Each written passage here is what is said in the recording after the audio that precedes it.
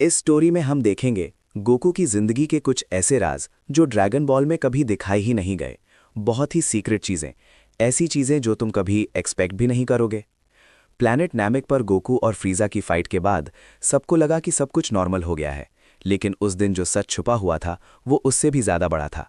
अगर तुम्हें suspense, thrill, adventure और डेंजरस कैरेक्टर्स पसंद है तो तुम एक जबरदस्त जर्नी के लिए रेडी हो जाओ।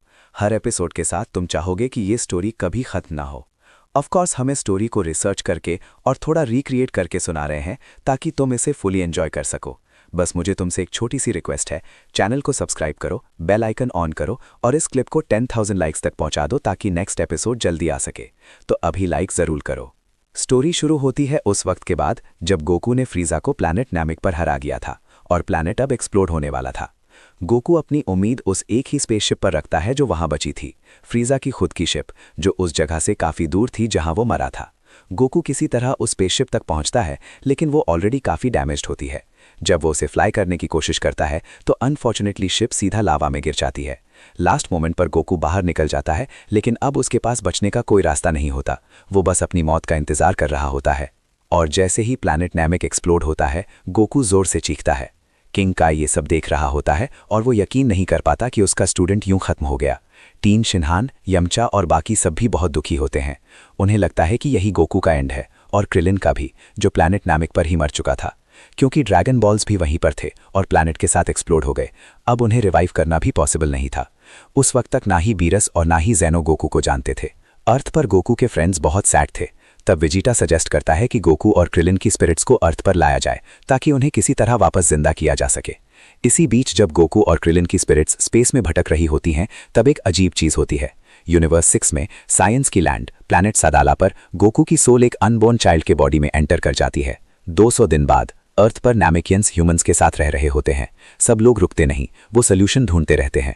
फाइनली उन्हें एक और ड्रैगन मिलता है एक दूर के प्लैनेट पर जो शेनरॉन जैसा होता है। वो उस ड्रैगन से विश मांगते हैं क्रिलिन को वापस लाने के लिए और गोकू को भी, लेकिन ड्रैगन कहता है मैं क्रिलिन को ला सकता हूं, लेकिन इस आदमी गोकू की सोल मुझे कहीं नहीं मिल रही। जब उन्होंने पूछा क्यों, ड्रैगन ने जवाब दिया मैंने पूरी कोशिश की, लेकिन मुझे गोकू की सोल का कोई पता नहीं चला। ये सुनकर चीची बेहोश हो जाती है और सब लोग और भी ज्यादा दुखी हो जाते हैं, और इस तरह गोकू का लोकेशन एक बड़ा राज बनकर रह जाता है।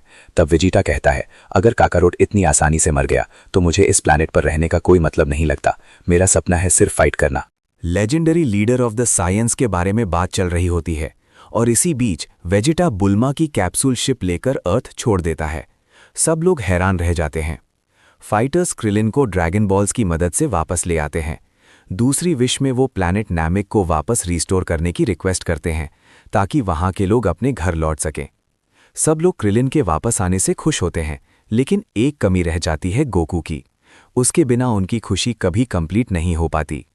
अब सवाल ये है, क्या होगा जब गोकू मर चुका है और उसकी सोल यूनिवर्स 6 में एक छोटे बच्चे के बॉडी में चली गई है, और दूसरी तरफ वेजिटा भी अर्थ छोड़ चुका है। कुछ महीनों बाद यूनिवर्स 6 में सुपर सायन गोकू जो प्लैनेट नैमिक पर मरा था, अब दोबारा जन्म ले चुका है। इस बार भी उसका नाम रखा गया गोकू। उसकी माँ का नाम था करूमी और उसके सायन फादर का नाम था गोबा, जो उसके 2 नामों का कॉम्बिनेशन लगता था। उसके पेरेंट्स अपने बच्चे को देखकर बहुत खुश थे और विश करते थे कि उसका फ्यूचर ब्राइट हो। गोबा प्लैनेट सडाला की डिफेंस फोर्स में एक सोल्जर था। वो पावरफुल था और सब उसकी रिस्पेक्ट करते थे। और करूमी एक सिंपल और मेहनती वाइफ थी जो घर का सारा काम करती थी, कुकिंग, केयर, सब कुछ अपने हस्बैंड और बेटे के लिए। गोकू धीरे धीरे बड़ा होने लगता है। जब भी उसका फादर घर आता, वो एक्साइटमेंट में चिल्लाता, फादर मुझे भी आपकी तरह स्ट्रांग सोल्जर बनना है और सब बुरे लोगों को हराना है। गोबा हंसता हुआ कहता, अगर तुम्हें मेरे जैसा सोल्जर बनना है तो तुम्हें खुद स्ट्रांग बनना होगा, तभी तुम फेमस और इनविंसिबल बनोगे और अपने फैमिली को प्रोटेक्ट कर पाओगे। कल से रेडी रहना, मैं तुम्हें ट्रेनिंग दूंगा। गोबा अपने छोटे बेटे को ट्रेन करना शुरू करता है, लेकिन जल्दी ही वो शॉक हो जाता है गोकू की लर्निंग स्पीड देखकर।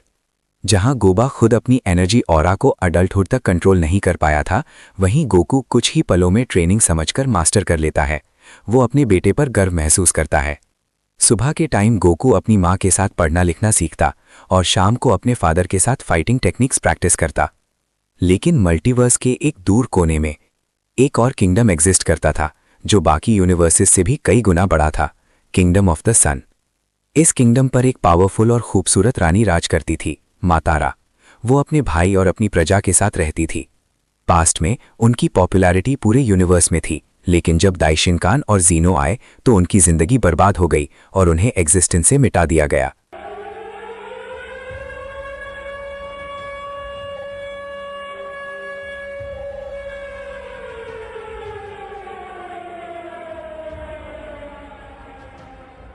हमारे मूव करने का वक्त आ गया है मेरे किंग। आज 1000 साल हो चुके हैं और जो प्लान हमने इतने सालों में बनाया था वो अब रेडी है। फिर वो कहती है, लेकिन एक और चीज मुझे परेशान कर रही है। मैंने एक सपना देखा। एक छोटे और शांत प्लैनेट पर एक ऐसा बच्चा पैदा होगा जिसके पास अनइमेजिनेबल पावर होगी। लेकिन उसका प्लैनेट डिस्ट्रॉय हो जाएगा, उसकी फैमिली और पूरा ग्रह खत्म हो जाएगा और जीनो भी खुद को थ्रेटन फील करेगा। लेकिन मेरी रानी, ये कैसे पॉसिबल है? एक छोटा सा बच्चा इतनी बड़ी दुनिया के लिए थ्रेट कैसे बन सकता है? मैं सिर्फ इतना कहना चाहती हूँ, हमें तुरंत एक्शन लेना होगा। हमें इस बच्चे को जल्दी से जल्दी ढूंढना होगा, उसके बड़े होने से पहले। जो भी हो, मुझे उस पर तरस आता है। वियोला, ध्यान से सुनो, मैं तुम्हें ये मिशन असाइन कर रही हूँ। मुझे उम्मीद है तुम इस बच्चे को ढूंढ लोगी। ये एक छोटे से प्लैनेट पर है, प्लैनेट सदाला। जी मेरी रानी। वियोला अपनी जर्नी पर निकल पड़ती है, छोटे गोकू को ढूंढने के लिए। एक शांत रात थी प्लैनेट सदाला पर। गोकू ट्रेनिंग कर रहा था और आसमान के खूबसूरत तारों को देख रहा था। बस एक दिन बाकी है ट्रेनिंग एकेडमी ज्वाइन करने में। मैं अपने फादर से भी ज्यादा स्ट्रांग बनूंगा। मैं प्लैनेट सदाला का सबसे पावरफुल सोल्जर बनूंगा और अपने फादर को भी हरा दूंगा। मुझे नहीं लगता ये हो पाएगा बेबी। तभी एक लाल आंखों वाली लड़की वियोला उसकी बात को बीच में रोक देती है। उसकी प्रेजेंस इतनी पावरफुल होती है कि गोबा तुरंत घर से बाहर आ जाता है। ये औरत, मैं इसकी इंटेंशन समझ नहीं पा रहा।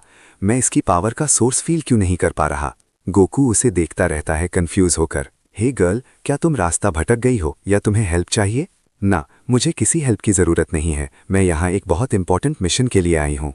तुम हमें थ्रेटन कर रही हो? जो भी प्रॉब्लम है हम मिलकर सॉल्व कर सकते हैं। मैं इस लड़के को उसके फ्यूचर के दुख से बचाना चाहती हूँ। मुझे इसे अपने साथ ले जाना होगा सन किंगडम में। वहाँ ये ज़्यादा सेफ रहेगा, इस प्लैनेट से कहीं ज़्यादा। अगर मेरा इंट्यूशन सही है तो तुम्हारे पीछे कोई साजिश है। तुम रात के अंधेरे में आई हो और मेरे बेटे को ले जाना चाहती हो। क्या कोई बाप अपने बेटे को किसी और के साथ जाने देगा? चले जाओ यहाँ से, वरना तुम्हें अच्छा नहीं लगेगा। तो मेरे पास कोई और ऑप्शन नहीं है। मैं चाहती थी तुम सब मेरे साथ चलो, लेकिन ये पॉसिबल नहीं है। तुम सन किंगडम के बैरियर्स क्रॉस नहीं कर सकते और ये बच्चा स्पेशल है। तुम बहुत रूड हो, जैसे मैं तुम्हें ये करने दूंगा। इतना कहकर गोबा अपना सबसे पावरफुल अटैक वियोला पर छोड़ देता है, लेकिन वियोला हिलती तक नहीं। वो बस एक पल के लिए अपनी आंखें बंद करती है और जैसे ही वो उन्हें खोलती है, हवा में कई सारी आंखें दिखाई देने लगती हैं, जिससे गोबा कंप्लीटली कंफ्यूज हो जाता है।